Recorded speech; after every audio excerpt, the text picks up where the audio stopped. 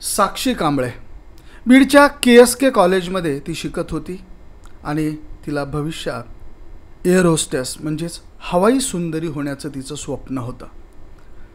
पण साक्षी कांबळे हिने लग्नाच्या दिवशीच गळफास लावून आपली जीवनयात्रा संपवली।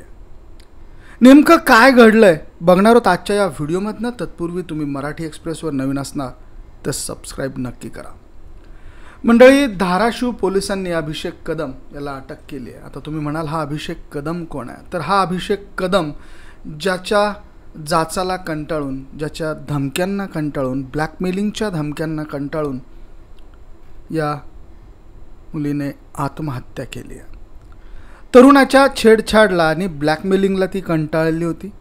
मामाच्या घरी जाऊन तिने जीवन संपवलं। ती मुलगी बीडची होती आणि तिने ते जीवन संपवलं। तर नेमकं काय झालं होतं किंवा का तिला ब्लॅकमेल केलं जात होतं आणि कशा पद्धतीने ब्लॅकमेल केलं जात होतं तिच्या आईने स्वतः सांगितलं, एकदा ते बघा।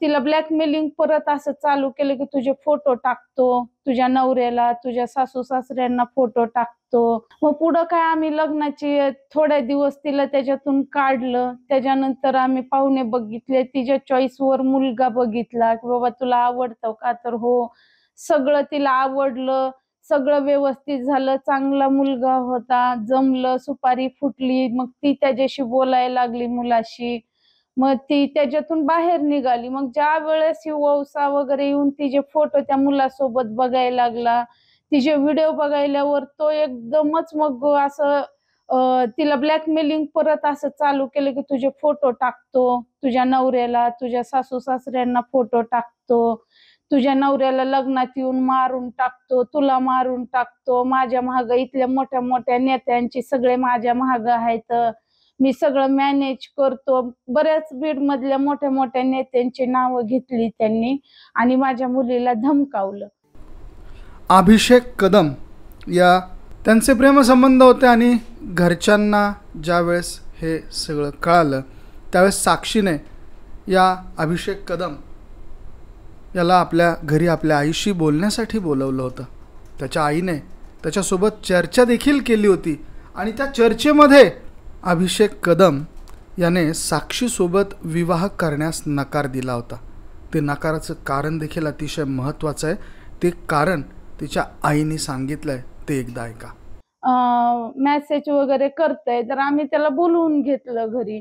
त्याला म्हणलं की बाबा काय तुला करून घेतो का, तू करून घे। तर तो म्हणला नाही, मी करून घेऊ शकत नाही। म्हणलं का करून घेऊ शकत नाही? तर तो म्हणला असल्यामुळं माझ्या घरामध्ये एक्सेप्ट करणार नाहीत। मग आम्ही म्हटलं की तुला अगोदर नाही का कळालं की ही आहे म्हणून? तर तो म्हणला की मला तिच्या राहण्यावरनं मला वाटत नव्हतं की म्हणून। मग म्हणलं ठीक आहे, तुला करायचं नाही ना, तू जा म्हटलं आम्ही इथून। मग तो गेला आणि काही दिवसांनी तिला ब्लॅकमेलिंग करायला चालू केलं त्याने। तर अशा पद्धतीनं विवाह किंवा लग्न मी साक्षीसोबत करू शकत नाही असं अभिषेक कदमने सांगितलं होतं। ते का सांगितलं होतं? तर साक्षी कांबळे आणि त्याची जात ही वेगवेगळी आहे, त्यामुळे साक्षी कांबळेसोबत लग्न करण्यास त्याने नकार दिला होता। बरं, तुला लग्न करायचं नाही आहे तर करू नको, पण साक्षीचं लग्न लावून देण्याची इच्छा तिच्या आईची होती। त्यासाठी तिच्या पसंतीचा वर तिच्या आईने आणि त्यांच्या नातेवाईकांनी साक्षीसाठी शोधला होता। दोघांची मनं जुळाली होती आणि साक्षी देखील त्या विवाहापासनं आनंदी राहील अशी अपेक्षा सगळ्यांना होती। साक्षीने देखील होकार दिलेला होता आणि या विवाहासाठी साक्षी तयार झाली होती। हळूहळू ती या धक्क्यातनं बाहेर येत होती।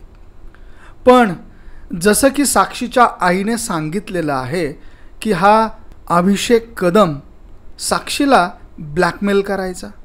ब्लॅकमेल करत असताना तो साक्षीचे आणि त्याचे किंवा साक्षीचे काही फोटोज हे तिच्या होणाऱ्या नवऱ्याला पाठवेल, तिच्या सासरच्या लोकांना पाठवेल, अशा धमक्या साक्षीला देऊ लागला।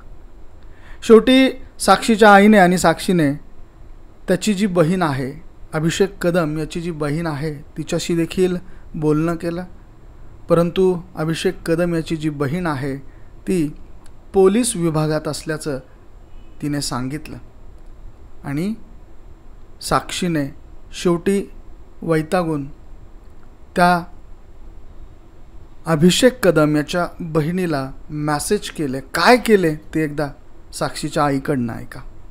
आणि त्याच्या बहिणीला फोन केला की बाई तुझ्या भावाला सांग की तो कंटिन्यू ब्लॅकमेलिंग करायला लागलाय. मग ती म्हणली मी पोलीस मध्ये आहे, मला पोलिसाच्या धमक्या द्यायला लागली, मी बघून घेते, तुम्हाला बघते, तुम्ही हे म्हणजे असं मला पोलिसाचा धाक दाखवला. मग माझ्या मुलीने फोन घेतला, दीदी म्हणले, मग म्हणले त्याला जर एवढं त्या मुलीची जर प्रॉब्लेम होता तर मग तो का बोलला. तर म्हणली तुला आम्ही एक्सेप्ट करू शकत नाहीत म्हणली, कारण ची मुलगी आमच्या घरात एक्सेप्ट होणार नाही. तिच्या काहीतरी लक्षात आलं आणि तिने फोन ठेवला. मग माझ्या मुलीने तिला मेसेज टाकला, दीदी हे बघ म्हणली मला तो ब्लॅकमेल करायला लागलाय, मला जोपर्यंत सहन होतंय तोपर्यंत मी सहन करीन, मला सहन नाही झालं की मी माझा जीव देईन, असं तिला चॅटिंगवर बोललेली आहे माझी मुलगी. तर अशा पद्धतीनं साक्षी कांबळे हिने हा सगळा प्रकार अभिषेक कदम याच्या बहिणीला सांगितला आणि त्यानंतर मग तिने हे टोकाचं पाऊल उचललं. छेडछाड आणि ब्लॅकमेलिंगला कंटाळून बीडमध्ये शिक्षण घेणारी साक्षी कांबळे हिने आत्महत्या केली. सदर तरुण आणि याचं ब्लॅकमेलिंगला कंटाळून साक्षीने धाराशिव येथील मामाच्या घरी गळफास लावून जीवनयात्रा संपवली. अभिषेक याच्या जाचाला कंटाळून तिने जीवनयात्रा संपवली. आत्महत्येच्या घटनेला 1 महिना पूर्ण झाला तरीही कुटुंबियांना न्याय मिळत नाही. त्यामुळे साक्षीच्या आईने उपमुख्यमंत्री एकनाथ शिंदे यांना भावनिक पत्र लिहिलं आणि कारवाई करण्याची मागणी केली. सध्या हे पत्र सोशल मीडियामध्ये प्रचंड व्हायरल होत आहे. धाराशिव पोलिसांनी कसलेही सहकार्य केलं नाही असा आरोप साक्षीच्या आईने कोयना विटेकर यांनी केला. माझ्या मुलीसोबत जे घडलं ते इतर मुलींसोबत घडू नये, त्यासाठी आरोपींना कठोरातली कठोर शिक्षा व्हावी अशी मागणी पीडित कुटुंबाने केली आहे. दरम्यान धाराशिव पोलिसांनी आरोपी अभिषेक कदम याला अटक केली आहे. त्याची जामिनावर सुटका देखील झालेली आहे.